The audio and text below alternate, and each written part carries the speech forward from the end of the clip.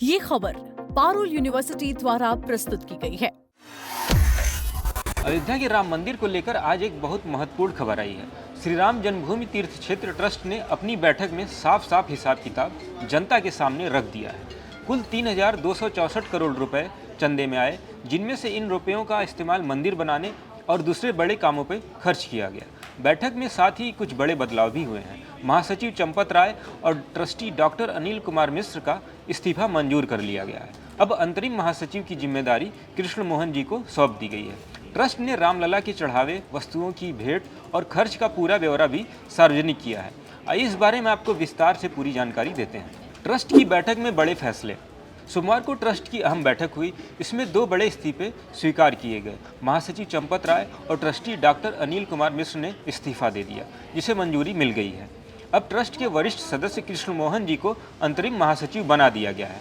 बैठक में एक और महत्वपूर्ण फैसला लिया गया है। नए मुख्य कार्यकारी अधिकारी यानी सीईओ को चुनने के लिए 3 सदस्यीय कमेटी बनाई गई है। इसमें सेवानिवृत्त न्यायाधीश Pramod Kohli, lieutenant general retired Vishnukant Chaturvedi और सुरेश हावड़े शामिल हैं। यह कमेटी जल्द ही अच्छे उम्मीदवार की सिफारिश ट्रस्ट को देगी। चंदे का पूरा हिसाब किताब। ट्रस्ट ने सबसे बड़ी बात यह बताई कि अब तक निधि समर्पण अभियान और दूसरे स्रोतों से कुल 3,264 करोड़ रुपए मिल चुके हैं। इसमें से 2,370 करोड़ रुपए मंदिर निर्माण, पूंजीगत कामों और दूसरे जरूरी खर्चों पर लगाए जा चुके हैं। बाकी पैसे बैंक में सुरक्षित रख दिए गए हैं।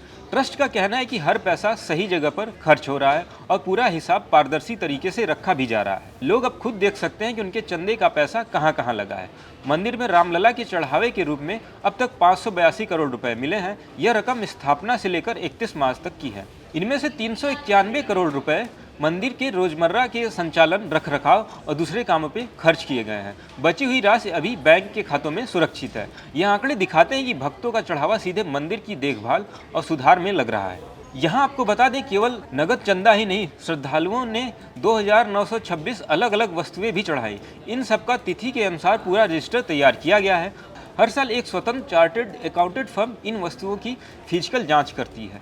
अगर कोई भक्त अपनी भेंट के बारे में जानना चाहे तो ट्रस्ट से संपर्क करके सत्यापन करवा सकता है। ट्रस्ट का कहना है कि हर चीज का रिकॉर्ड पूरी तरीके से सुरक्षित और पारदर्शी है। एसआईटी रिपोर्ट में क्या निकला? अब बात कर लेते हैं उस एसआईटी रिपोर्ट की जो काफ़ी चर्चा में है। रिपोर्ट में कुछ गंभीर बातें सामने आई है। कर्मचारियों के बैंक खातों में उनकी आय से ज़्यादा नकद जमा होने के मामले मिले हैं। कुछ रकम रिश्तेदारों के खातों में ट्रांसफर करने और संपत्ति खरीदने के भी संकेत हैं। एसआईटी ने विस्तृत आर्थिक जांच की सिफारिश की है। गणना कक्ष में सुरक्षा के नियमों का पालन नहीं हुआ है। जेब रहित वर्दी नहीं दी गई है, निजी सामान पर रोक नहीं लगाई गई और बायोमेट्रिक व्यवस्था भी लागू नहीं की गई थी। ट्रस्ट और बैंक के बीच बनी एसओपी यानी कि मानक संचालन प्रक्रिया भी ठीक से पालन नहीं की गई, जिससे चोरी की गुंजाइश बनी। एसआईटी रिपोर्ट में गणना प्रभारी सुभाष श्रीवास्तव पर गंभीर लापरवाही का आरोप लगाया गया है। उन्होंने सुरक्षा व्यवस्था को सख्ती से लागू नहीं किया। इसके अलावा 20 सितंबर 2024 और 6 फरवरी 2025 को ट्रस्ट और बैंक के बीच जो संयुक्त दिशा निर्देश जारी हुए थे, उनकी नियमित समीक्षा डॉक्टर अनिल मिश्रा द्वारा नहीं की गई। ऑडिट रिपोर्ट में पहले ही 180 दिन तक सीसीटीवी फुटेज रखने और कई सुधारों की सलाह दी गई थी, लेकिन उन्हें अमल में नहीं लाया गया। दोस्तों, इसके अलावा सोशल मीडिया पर चांदी की ईंटों और बहुमूल्य चढ़ावों के गायब होने की खबर काफ़ी वायरल हुई थी। एसआईटी की जाँच में ये आरोप सही नहीं पाए गए। रिपोर्ट कहती है कि सारी वस्तुएं रिकॉर्ड में मिली हैं और गायब होने का कोई सबूत नहीं है। ट्रस्ट अब नए सीईओ की नियुक्ति और सुरक्षा व्यवस्था को और मजबूत करने पर फोकस कर रहा है।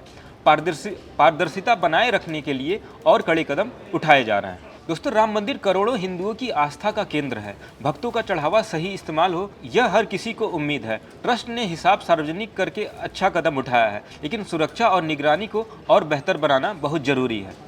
इस खबर को लेके आप क्या सोचते हैं? कमेंट में जरूर बताएं। वीडियो पसंद आया तो लाइक करें, शेयर करें, चैनल को सब्सक्राइब करना ना भूलें। ऐसी और जानकारी के लिए देखते रहें दैनिक जागरण।